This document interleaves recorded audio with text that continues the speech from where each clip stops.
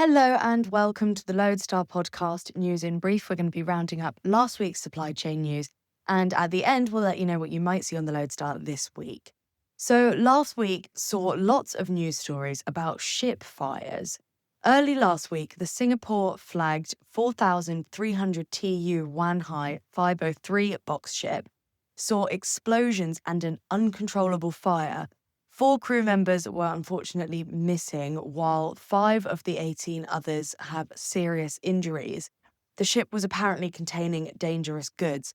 And then at the end of the week, the Singapore-flagged MV Interasia Tenacity caught fire again in a similar place off the Kerala coastline in India. That ship was built in 2024, so it was a very new model, but luckily this fire was quickly under control. And meanwhile, the MSC Elsa that sunk at the end of May was again in the news as India's Kerala State Authority hit MSC with a criminal case. One local lawyer told the Loadstar that the case broadly involves rash navigation and negligent handling of hazardous goods. And these incidents, of course, there were so many in quick succession, they've raised concerns of rampant misdeclaration of dangerous cargo, which just really highlights the importance of proper, correct cargo declarations by shippers. Last week, obviously, also saw the very distressing news about the Israeli attacks against Iranian military and nuclear leadership. We reported that this rapid escalation in tension could destabilize an already volatile region and lead to a potential blockade of the Strait of Hormuz. The full-blown closure of this area would have a huge impact on shipping, as it would cut off the transshipment ports of Dubai and Abu Dhabi and sever routes of Gulf gateway ports in Saudi Arabia, Bahrain, Qatar, Kuwait, and Iraq. There was a very detailed analysis of exactly how many services would be impacted on the Loadstar.com with EC data.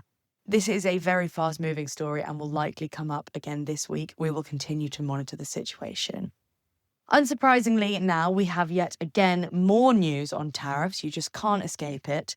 I'm now joined by Alex Lennane, who has been monitoring the tariff legal battle that we gave the background to last week. Alex, what is the latest here? Let's start with the deal between China and the US. So just so you know, at the time of recording this podcast, it's only been announced on Truth Social and not by the White House, which suggests to me it's not yet totally in the bag.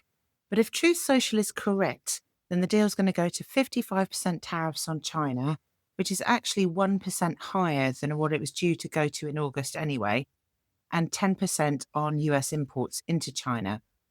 But our policy at the Loadstar is to report on these things once they've become law and not before, because there's been a lot of confusion and miscommunication in the market. And talking of law, yes, there have been some updates here. They've generally fallen in the White House's favour.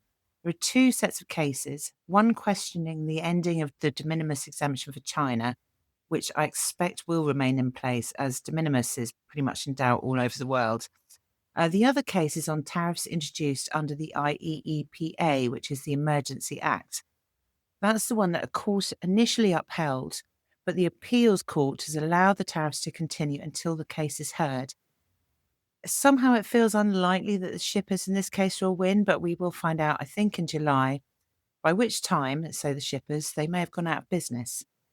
What I'm finding odd about this, though, is that the apparent deal with China, which is under the IEEPA, i.e. Emergency Act, because of the trade deficit, that also seems to include provision for Chinese students to study in the US, other non-trade related items, which, I don't know, suggests to me that emergency is not entirely trade related, but that is one for a court to decide, no doubt. Either way, all the uncertainty is, as one forwarding CEO told me, driving us mad.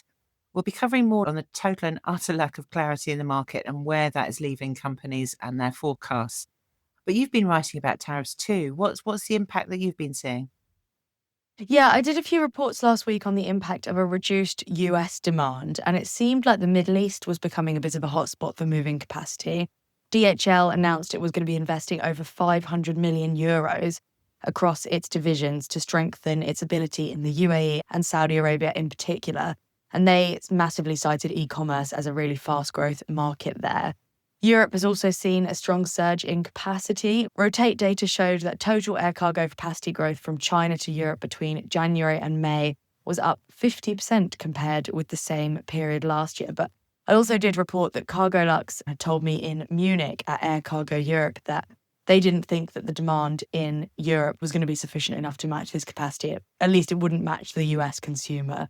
But what happened in rates last week? How's this all looking? Very little, actually. Dull is the word that has been used. Now that the front loading to the US has come to an end, there aren't many volumes about, and there's quite a lot of wariness in the market. There are, of course, some pockets of movement, as there always are. China to Europe fell 5% in tonnages in week 23, although Hong Kong to Europe rose 2%. Generally, inbound to Europe fell 16% week on week, which is quite a lot. The big one, China to the US, saw tonnage fall sharply in the first week of June, and spot rates fell too, and capacity. World ACD said that last month's rebound was temporary rather than structural based on these latest figures showing declines. Our article on Friday focused on how forwarders are feeling about it all and their concerns over air freight margins for the year, which, unless there is some sort of shock to the system, which is not unlikely given the general state of the world, it could be quite a tepid overall air freight market this year. Now I'm heading over to the ocean side, and I first want to look at ports. First, some good news is that European port congestion had eased, and wait times had gone from an average of 7 days to around 1 to 2 days, according to Flexport. But this relief might not last for too long, as in early July, there's planned works on the railway at Hamburg Port, where terminals will be disconnected from the rail in Germany over an entire weekend. And so containers will have to be taken out by trucks instead. Plus, in Rotterdam, there has been an indefinite strike at a terminal since the 4th of June. So these things might lead to more port congestion later on. I'm now joined by Gavin van Marle, who also did some port reporting last week. This was an update to the MSC Hutchison acquisition. What is the latest here, Gav? Hello, Charlotte. Well, there's not been a great deal of development in terms of the actual deal negotiations. They're ongoing. The deadline is the 27th of July, and I expect lots of details are still being ironed out. But, in general, with a deal of this size, as remembered, by far the largest that's ever taken place in our industry, circa $20 billion. It's always fun to delve into the details. Shout out to Drury's Ports and Terminals team, Eric Cooper and Eleanor Hadland, who did a great presentation last week with a couple of fascinating nuggets. One, although it was initially presented as a sort of TIL, that's Terminal Investment Limited, and BlackRock, the massive fund manager, it was their consortium that was buying Hutch. Mr. Hooper's pretty certain it's actually MSC that will be acquiring the Hutchison equity in all the ports that are being sold. Remember, the ones being sold are all the global terminals except those in China and the Pearl River Delta. So all of those 43 ports, Hutchison equity in those terminals will go to MSC, except for Hutchison's 90% stake in the Panama Ports Company, which he understands will be owned 51% by BlackRock and 49% by MSC. And just on Panama, there were also comments last week that the Canal Authority is worried about the concentration of ownership in Panama's terminals. I mean, personally, I don't see how Hutch's exit changes that, because it just seems to me that swapping one owner for another, but they may well be alluding to MSC's partnership with PSA, the Rodman terminal. But more broadly, it does show just how different jurisdictions that will have to be dealt with to get this deal across the line. Staying on this port theme, you reported that the US Trade Representative updated the proposals regarding Chinese-built vessels calling at US ports. Can you give us some details, please? So it's an update, but not really a hugely major one. Nothing really changes for container shippers or container lines. But for the car carriers, the pure truck and car carriers, the USTR has recommended that the fee will be based on net tonnage, effectively the cargo carrying capacity of the vessel, rather than a car equivalent unit basis, which the USTR said was to address administrability and in light of the potential for fee evasion. There was also some stuff about the LNG sector, but it's really not my market. Thanks, Gav. And while I have you here, can you give us a rate roundup for the ocean side? Yeah, I mean, in contrast to everything else that's happened last week, it was calm waters rate-wise. Asia-Europe rates are completely unchanged from before, and there were very marginal gains on the Trans-Pacific. Some interesting comments from Peter Sand at Zenita, who believes that this indicates that we have hit or are near to hitting peak rate levels on the Trans-Pacific in terms of spot rates. His argument was that the spread between the highest Trans-Pacific spot rates and the lowest Trans-Pacific spot rates has narrowed over the past week. And at the beginning of June, right, there was a $2,500 difference between the lowest spot rate paid and the highest spot rate paid. Now that spread is down to $1,000 per 40 foot. So he thinks that is an indication that rates have leveled off. I mean, with carriers reinstalling all those blank sailings and the opportunistic niche carriers in on the action for some short-term profits, it would make sense that rate levels that they're not continuing to shoot up. That would make sense. But there are two things just to add to this. 15th of June was when a whole load of new GRIs were due to be effective in the Trans-Pacific. They're the normal quantums between $1,000 and $3,000 per 40 foot. So if those stick, then rates are going to go shooting up again, right?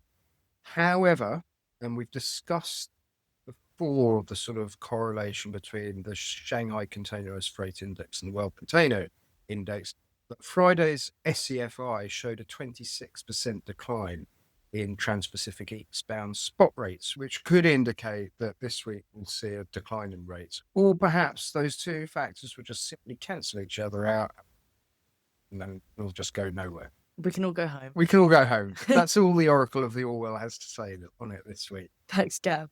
And finally, Alex, I'm coming back to you to give our listeners a sneak preview of what was on the Loadstar Premium last week. I believe there were some juicy details of the DSV DB Schenker takeover. Well, first of all, there's some really interesting analysis of C.H. Robinson. It's definitely worth a read. It's looking at how the management think they can get ahead of the rest of the market. There's also an article on how investors are being lured back into container shipping, thanks to the Houthis in large part. And of course, as you always get with Premium, there are some exclusives, this time on the DSV Schenker employee battles. Apparently, the integration is going very smoothly, but customers seem to be on the move as they are looking to diversify, which actually is in our Loadstar leader on Friday as well. More interestingly, though, Loadstar Premium found out that Schenker's senior management team are on their way out and will not be staying at DSV. But sort of rather enjoyably, when we asked DSV, they effectively denied it, only for us to then receive confirmation that all 6 of Schenker's top management will be gone by the end of this month. 3 were out by the end of May, another 3 by the end of June. Anyway, we're still waiting for DSV's response to our question about whether they were entirely truthful first time round, but I think we may be waiting for some time. I don't doubt that. Thank you, Alex. Thanks, Charlotte.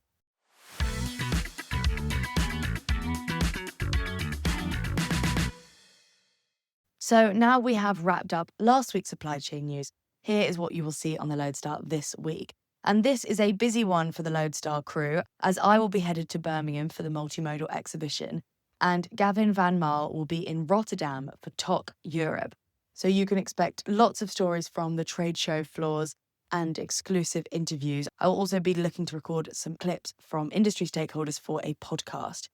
We've also started doing a very regular Loadstar Leaders, where the Loadstar writes an opinion piece on a bit of topical supply chain news. So do look out for more of those next week. They are a completely different read to that of straight news stories. So you've got lots of different content to get your teeth into. Thank you so much for joining me this week, and I will see you next time.